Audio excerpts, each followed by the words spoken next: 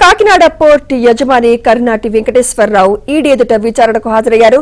కాకినాడ సీపోర్ట్లో తన వాటాలను బలవంతంగా లాక్కున్నారని వెంకటేశ్వరరావు ఫిర్యాదు చేశారు. కేవీరావు ఫిర్యాదుపై విజయసాయిరెడ్డి, విక్రాంత్ రెడ్డిపై ఏపీ సిఐడి కేసు నమోదు చేసింది. సిఐడి కేసు ఆధారంగా ఈడీ కూడా ఈసీఐఆర్ కేసు నమోదు చేసింది. ఇదే కేసులో ఈ నెల 6వ తేదీన వైసీపీ ఎంపీ విజయసాయిరెడ్డిని ఈడీ విచారించింది. తనకు కేవీరావు ఎవరో తెలియదని, అవసరమైతే కేవీరావుతో కలిపి విచారించాలని కూడా ఈడీని విజయసాయిరెడ్డి కోరారు. దీంతో కర్నాటి వెంకటేశ్వరరావు స్టేట్మెంట్ ను ఈడీ అధికారులు రికార్డు చేశారు.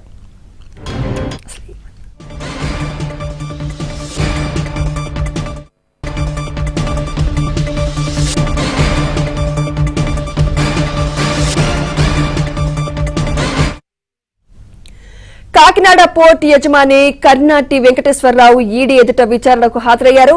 కాకినాడ సీపోర్ట్లో తన వాటాలను బలవంతంగా లాక్కున్నారని వెంకటేశ్వరరావు ఫిర్యాదు చేశారు. కేవీరావు ఫిర్యాదుపై విజయసాయిరెడ్డి, విక్రాంత్ రెడ్డిపై ఏపీ సిఐడి కేసు నమోదు చేసింది. సిఐడి కేసు ఆధారంగా ఈడీ కూడా ఈసీఐఆర్ కేసు నమోదు చేసింది. ఇదే కేసులో ఈ నెల 6వ తేదీన వైసీపీ ఎంపీ విజయసాయిరెడ్డిని ఈడీ విచారించింది.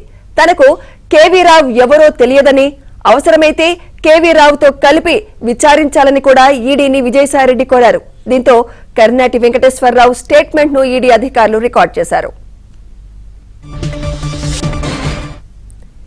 ఇదే అంశంపై మరింత సమాచారం మా క్రైమ్ కరెస్పాండెంట్ శశి అందిస్తారు. శశి,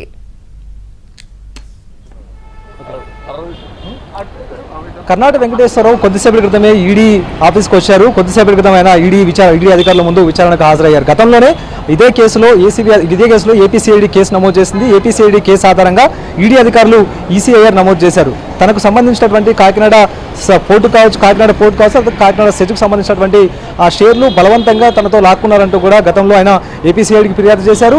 ప్రధానంగా ఇటు విక్రాంత్ రెడ్డితో పాటు శరత్ చంద్రారెడ్డి, తర్వాత విజయసాయిరెడ్డి మీద ప్రధానంగా ఆరోపణలు చేశారు. సో ఈ ముగ్గురు మీద ఇప్పటికే ఏపీసీఐడి కేసు నమోదు చేసింది.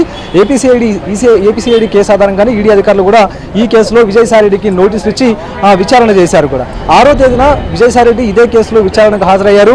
అదే రోజు ఆయన్ని విచారించినప్పుడు ఈడీ అధికారులు ఈ కేవీరావు ఎవరో తనకు తెలియదంటూ కూడా ఈడీ అధికారుల ముందు ఆయన స్పష్టత ఇచ్చారు. సుమారుగా 7 గంటల పాటు ఈడీ అధికారులు ఇటు విజయసాయిరెడ్డిని విచారించిన తర్వాత 25 ప్రశ్నలు ఆయన అడిగారు.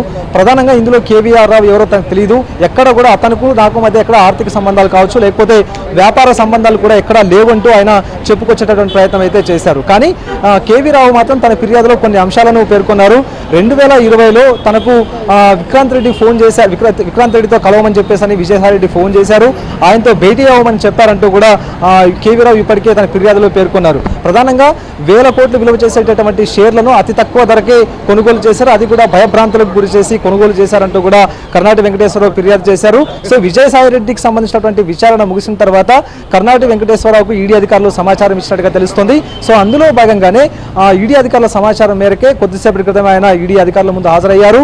ఈ కాకినాడ సీపోర్ట్ అలాగే కాకినాడ సెజ్కు సంబంధించినటువంటి పూర్తి వివరాలను ఇప్పుడు ఈడీ అధికారుల ముందు ఉంచబోతూ ఉన్నారు. సుమారుగా కాకినాడ సీపోర్టుకు సంబంధించినటువంటి 2500 కోట్ల విలువ చేసేటటువంటి షేర్లను కేవలం 494 కోట్లకే బలవంతంగా ఇటు విజయసాయిరెడ్డి, శరత్ చంద్రారెడ్డి, తర్వాత విక్రాంత్ రెడ్డి బలవంతంగా బెదిరించి లాక్కున్నారంటూ కూడా ఆయన ఫిర్యాదు చేశారు. మరోవైపు కాకినాడ సెజ్కు సంబంధించినటువంటి 1106 కోట్లు విలువ చేసేటటువంటి షేర్లను కేవలం 12 కోట్లకు మాత్రమే లాగేసుకున్నారంటూ కూడా ఆయన గతంలోనే ఫిర్యాదు చేశారు. సో మొత్తం ఏ విధంగా తనను ఇబ్బంది పెట్టారన్న అంశాల గురించి ఈడీ ముందు వివరించబోతున్నారు. ప్రధానంగా ఇటు విజయసాయిరెడ్డి సూచన మేరకు విక్రాంత్ రెడ్డి, శరత్ చంద్రారెడ్డి తనను పలుమార్లు బెదిరించారంటూ కూడా ఇటు కర్నాటి వెంకటేశ్వరరావు చెప్తూ ఉన్నారు. ఇక ఇదే కాకుండా ఒక నకిలీ ఆడిటింగ్ కూడా చేయించారంటూ కూడా ఆయన చెప్పుకొచ్చారు. ప్రధానంగా ఇటు సంతానం అండ్ శ్రీధర్ కంపెనీకి సంబంధించినటువంటి ఆడిటర్లు ఈ కాకినాడ సీపోర్టుకి సంబంధించినటువంటి ఆర్థిక వివరాల మీద ఆడిటింగ్ చేసి 950 కోట్లకు పైగా పన్నుల రూపంలో ఎగ్గొట్టినట్టు తప్పుడు రికార్డులు సృష్టించారంటూ కూడా ఆయన ఫిర్యాదు చేశారు. కాబట్టి తనను ఏ విధంగా ఇబ్బంది పెట్టారన్న అంశాల గురించి పూర్తి స్థాయి వివరాలు ఈడీ అధికారులకు ఇవ్వబోతున్నారు.